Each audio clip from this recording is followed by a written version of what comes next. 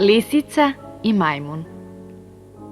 Jednom su se četvoronožne životinje iskupile da najpametnijeg i najiskusnijeg između sebe izaberu za vladara, pa da mu dadu vlast i vođstvo.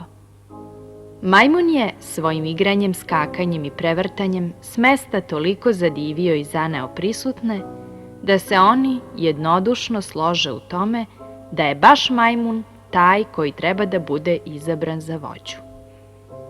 Lisici to nije bilo pravo, ali nije mogla ništa protiv glasova većine. Zato je ćutala. Ubrzo potom, ona ugleda na jednom skrovitom mestu poveće parče mesa postavljeno u zamku za životinje. Brzo dovede majmuna, rekavši da je našla meso, ali da ga ne sme uzeti, jer po zakonu to može da učini samo vladar.